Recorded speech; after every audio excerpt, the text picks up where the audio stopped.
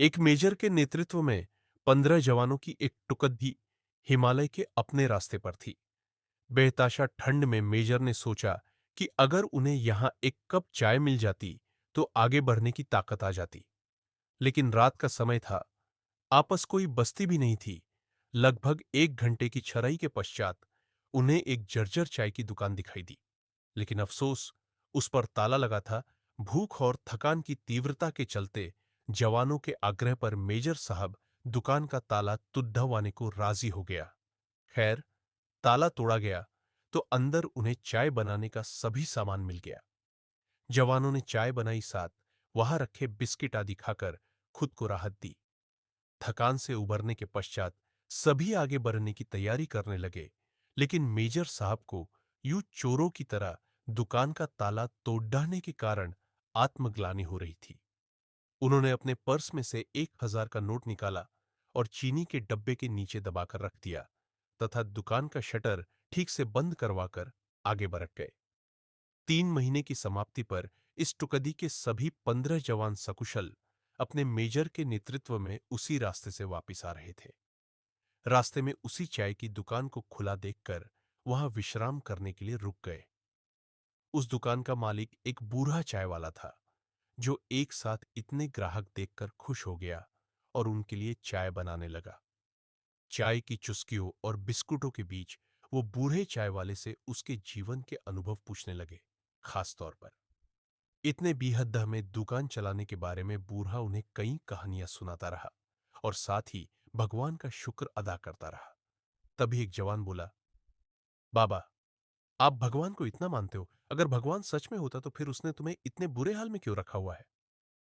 बाबा बोला, नहीं साहब, ऐसा नहीं कहते भगवान के बारे में। भगवान तो है और सच में है, मैंने देखा है। आखिरी वाक्य सुनकर सभी जवान कौतूहल से बूढ़े की ओर देखने लगे। बूढ़ा बोला, साहब, मैं बहुत मुसीबत में था। एक दिन मेरे इकलौते बेटे को आतंकवादियों ने पकड़ डीडीएच लिया। उन्होंने उसे बहुत मारा पीटा, लेकिन उसके पास कोई जानकारी नहीं थी, इसलिए उन्होंने उसे मार पीट कर छोड़ डांट दिया। मैं दुकान बंद करके उसे हॉस्पिटल ले गया। मैं बहुत तंगी में था साहब, और आतंकवादियों के डर से किसी ने उधार भी नहीं दिया। मेरे पास दवाइयों के पैसे भी नहीं थे और मुझे कोई उम्मीद नजर नहीं आती थी। उस रात साहब मैं बहुत रोया और मैंने भगवान से प्रार्थना की और मदद मांगी। और साहब, उस रात स्वयं भगवान मेरी दुकान में आए। मैं सुबह अपनी दुकान पर पहुंचा, ताला टूटा देखकर मुझे लगा कि मेरे पास जो कुछ भी थोड़ा बहुत था वो भी सब लुट गया। मैं दुकान में घुसा तो देखा 1,000 रुपए का एक नोट चीनी के डब्बे के नीचे भगवान ने मेरे लिए रखा हुआ है। साहब, उस दिन 1,000 के नोट की कीमत मेरे लिए क्या थी, शायद मैं बयान न कर पाऊं, लेकिन भगवान है साहब, भगवान तो है। बूढ़ा फिर अपने आप में बद्दबद्धाया। भगवान के होने का आत्मविश्वास उसकी आंखों में साफ चमक रहा था। यह सुनकर वहां सन्नाटा छा गया। 15 जोड़ी आंखें मेजर की तरफ देख रही थी, जिसकी आंख में उन्हें अपने लिए स्पष्ट आदेश था, चुप रहो। मेजर साहब उठे, चाय का बिल अदा किया और बूढ़े चाय वाले को गले लगाते हुए बोले, हाँ बाबा, आप सही कह रहे हैं, भगवान तो है और तुम्हारी चाय भी शानदार थी।